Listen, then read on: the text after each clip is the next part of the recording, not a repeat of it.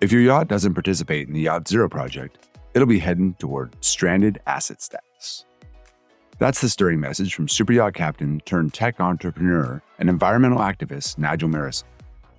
He warned that if super yacht owners fail to start taking responsibility for their yacht's emissions and environmental impact, they'll soon face the very real prospect of losing access to finance and insurance for their yachts and losing their license to operate at all.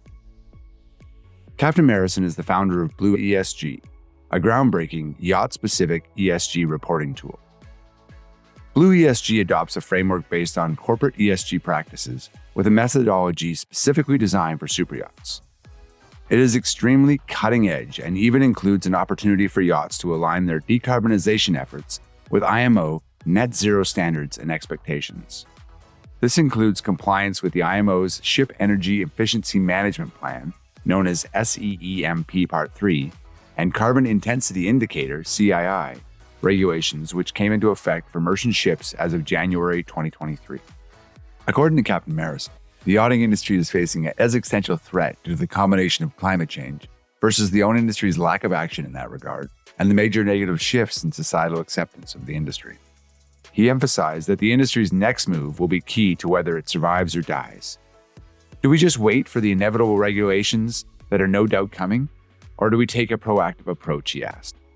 Regulation adherence is currently not mandatory for yachts, but there's no doubt that we're being too slow. We can't just leave it up to regulators. The yachting industry has to see this as a call to action to be accountable and responsible, and to do our part for the environment and ourselves, because without this, the industry faces a real threat to its very existence. While the yachting industry is largely taking a wait-and-see approach to emissions regulations, the banking and insurance sectors are moving quickly with ambitious, strict net zero rules, and yacht owners will soon begin to feel the bite of the requirements that will follow from the net zero programs in those sectors, and the dire consequences of not complying. One of the most notable programs is the EU's Emissions Trading System, EU ETS. EU ETS is one of the EU's key policies to combat climate change and reduce greenhouse gas emissions. EU ETS includes various stipulations that it will improve, monitor, and report on emissions targets, and will penalize heavy emitters. Adopting Project Yacht Zero will mitigate exposure to carbon taxes and emission penalties, said Captain Maris. The second big initiative is the United Nations Net Zero Banking Alliance, the NZBA.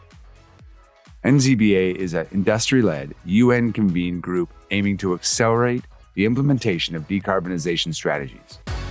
It brings together 125 banks in 41 countries, representing over 40% of the global banking assets, and which are committed to aligning their lending and investment portfolios with net zero emissions by 2050.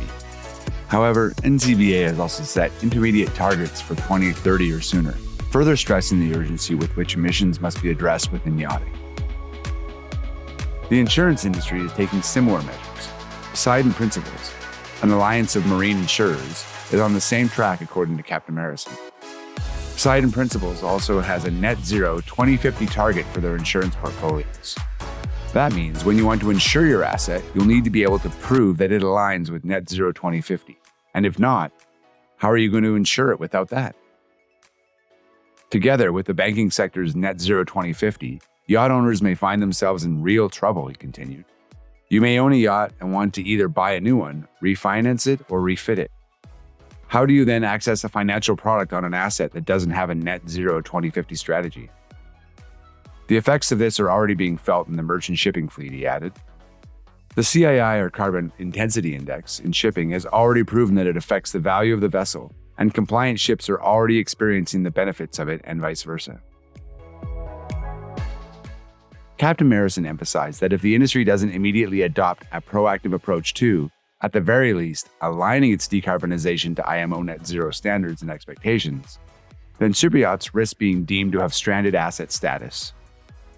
A stranded asset is one that previously had value, but due to external factors such as societal or climate factors, no longer has a license to operate, he said. In a world that's focused on net zero 2050 as a minimum, stranded asset status is a very real risk for a superyacht. If the yacht doesn't take any action between now and 2050, it will undoubtedly become a stranded asset and have no value. In addition to climate pressure from financial institutions, superyachts are facing increasing scrutiny from both society and the media, who are increasingly questioning the purpose of the superyachts, with some being larger than boutique cruise vessels. This further adds to the risks faced by the superyacht industry. An asset can also become a stranded asset due to societal pressure, he warned. Private aviation and yachts have been a particular target of this, with societies around the world saying that these things simply no longer have a purpose on the planet. Society and the media are asking, what is this gargantuan mass of steel for? What purpose do they serve? The answer to these risks is Yacht Zero.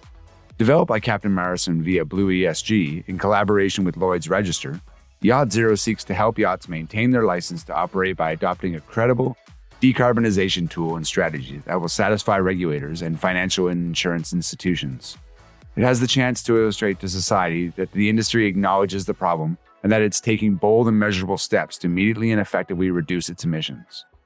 Yachts that work with Yacht Zero can look forward to a secure valuation, getting ahead of incoming cascading emissions and sustainability regulations, and they can boost their own operational performance and efficiency, all while maintaining their license to operate and thus avoiding becoming a stranded asset.